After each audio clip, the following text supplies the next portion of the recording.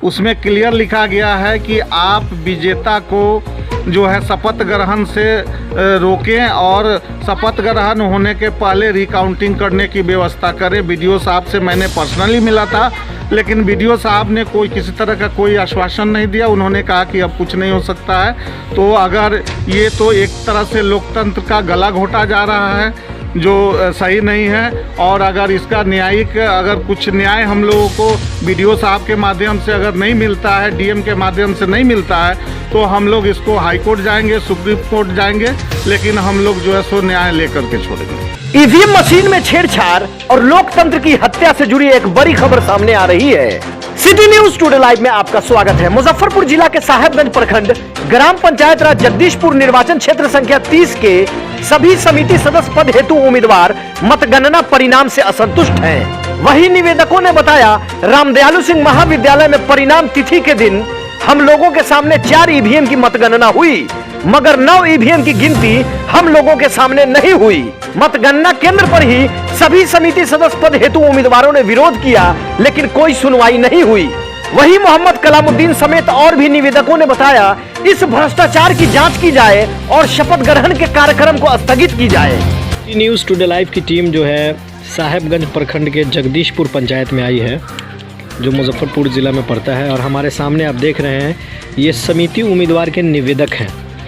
तो हम जानने का प्रयास करते हैं कि क्या समस्या है, क्या बात है। तो सर, आप अपना पहले पूर्ण परिचय दीजिए। मेरा नाम मोहम्मद कलामुद्दीन हुआ। हलीमा खातून अभ्यर्थी थी और 3 नवंबर को हम लोगों के यहाँ इलेक्शन था और 13 को काउंटिंग था। 13 को काउंटिंग में जो है हम लोगों को 9 ईवीएम नहीं दिखाया गया, मात्र 4 ईवीएम का जो है रिजल्ट 4 ईवीएम सामने में दिखाया गया, उसका प्रपत्र साइन कराया गया। बाकी 9 का ना प्रपत्र साइन कराया गया, ना ईवीएम दिखाया गया। लाख हल्ला गुल्ला करने के बाद भी जो है वहाँ पे कोई सुनने वाला नहीं था। चूँकि हमारा जो पंचायत है वो सबसे लास्ट पंचायत था और रात हो चुका था, सब लोगों को घर चुके लौटना था, इसलिए वहाँ पे किसी को ना समझ में आने के कारण किसी ने जो है कहीं कंप्लेन कर नहीं समझने की वजह से जो है सो कहाँ कंप्लेन करे। वहाँ पे जो अधिकारी बैठे हुए थे उन्हीं को कंप्लेन किया गया, लेकिन उन्होंने एक भी नहीं सुना। उसके बाद हम लोग घर वापस आ गए और बाकी जो 9 ईवीएम था उसका जो है नोट करा दिया गया। प्रपत्र के मतलब नोटेड था पहले से कि आपका जो है इतना मत है, वो नोट करा दिया गया। और उसके बाद जो है जो हारा हुआ कैंडिडेट था उसको विजेता कर दिया गया और जो विजेता था उसको हरवा दिया गया। उसके बाद मैंने वापस आ गया, अपने अपने घरों में वापस आया हम लोगों ने। उसके बाद मैंने 14 तारीख को बीडीओ साहब को दूरभाष के माध्यम से सूचना दी कि इस तरह की घटना है, हम लोगों को 9 ईवीएम नहीं दिखाया गया है। तो बीडीओ साहब का कहना था कि अब कुछ नहीं हो सकता है, आप लोगों को जहां कंप्लेन करना है करें।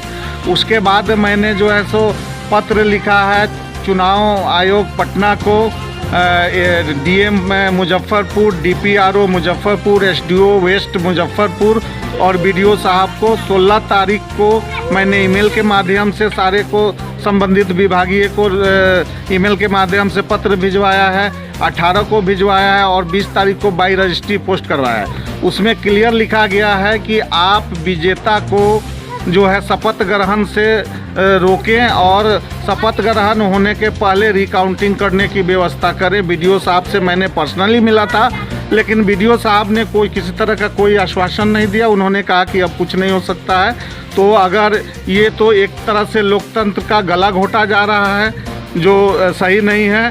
और अगर इसका न्यायिक अगर कुछ न्याय हम लोगों को बीडीओ साहब के माध्यम से अगर नहीं मिलता है, डीएम के माध्यम से नहीं मिलता है, तो हम लोग इसको हाई कोर्ट जाएंगे, सुप्रीम कोर्ट जाएंगे, लेकिन हम लोग जो है सो न्याय लेकर के छोड़ेंगे। जी, बहुत बहुत धन्यवाद। एक दूसरे उम्मीदवार के निवेदक हमारे सामने उपस्थित हैं, तो इनसे जानने का प्रयास करेंगे।